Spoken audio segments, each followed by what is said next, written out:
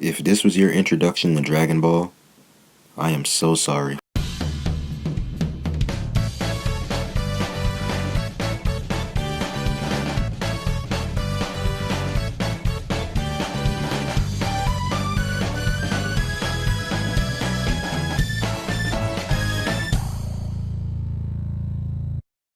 Dragon Ball is a franchise that means a lot to me, my friends, and millions of other people around the world.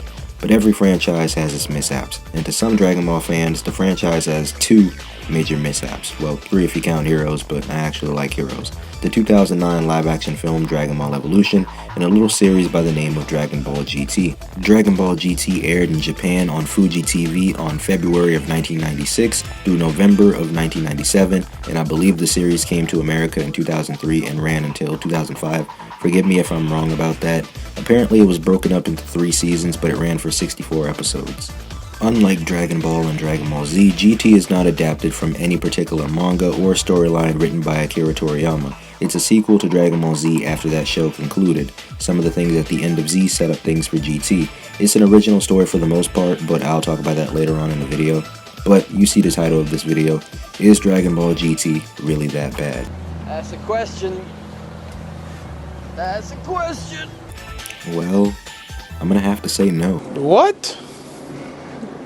Bro, what are you talking about, man? I know I'm gonna get flack for it. Look, trust me, I know GT has a lot of silly things in it. Well, silly might be an understatement. Ha! Shake! Don't forget to smile! Don't forget to smile! What? Now shake it! Shake! But there are some redeeming qualities under all that silliness. The story in the first arc revolves around Goku, who gets turned into a kid by Emperor Pilaf. Yeah, remember him? Remember when he was important? Now it's up to Goku, his granddaughter Pan, and a boy who wishes he was future Trunks to find the Black Star Dragon Balls, or basically the world will explode on itself. The first half of the series, well, pretty much the entire first half of the first season, is extremely slow and is definitely the weakest part of the series in my opinion. It's pretty boring, to be honest. It all felt like filler until they had actual ideas to throw in front of us. But I do give GT credit with that first arc because I know what they were trying to do.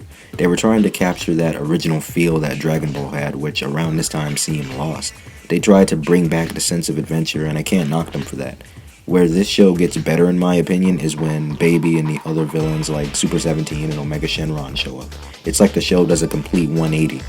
Baby's backstory and plan to wipe out the remaining Saiyans because of what King Vegeta and the other Saiyans did is actually pretty dope. If GT just started from there and just went forward, it would have just been called an average show.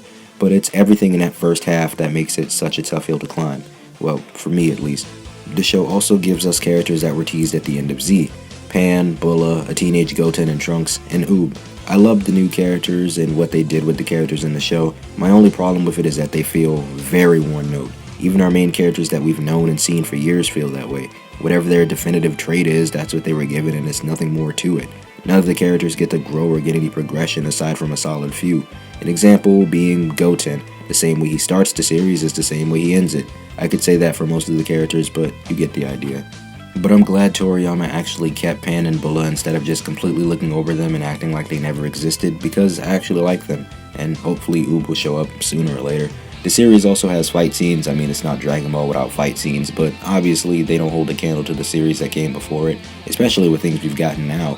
With Super and the Broly movie, it doesn't even compare, but it definitely has moments where it shines. Vegeta vs. Goten and Gohan, Goku vs. Gohan and Goten, Super Saiyan 4 Gogeta vs. Omega Shenron.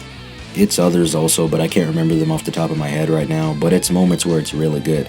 The show also gave us the gift of Super Saiyan 4 for both Goku and Vegeta, which looks amazing by the way. That's definitely one of the most memorable things from the show, even if you decide to look over everything else. It has its emotional moments also, even with the ending.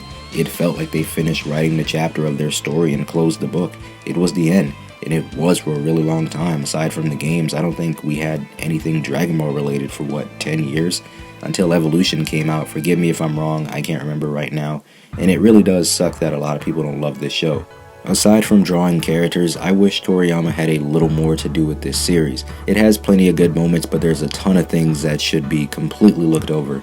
Like, a lot of things. One thing I would have done with GT is just make it revolve around Pan, Bulla, Oob, Goten, and Trunks. A new age of warriors, basically. Fighting new enemies, but keeping the old characters on the back burner, but still giving them their time to shine. That's just a small concept. That's what I would have done with the series. But regardless of everything I've said and the hate surrounding the show, it hasn't pushed me away from this franchise. I still love the series, and it makes me feel like a kid again anytime I revisit the Dragon Ball franchise. I only look back at all the good moments from this show. I like the show. It's not the best thing ever, and trust me, I see all the criticism and flaws that the fans have, but I don't hate this show as much as everyone else does. Sadly, it's a stain on the Dragon Ball franchise, just like how Sonic 06 is a stain on Sonic's franchise. But I don't care what anyone says. This show is still better than Dragon Ball Evolution.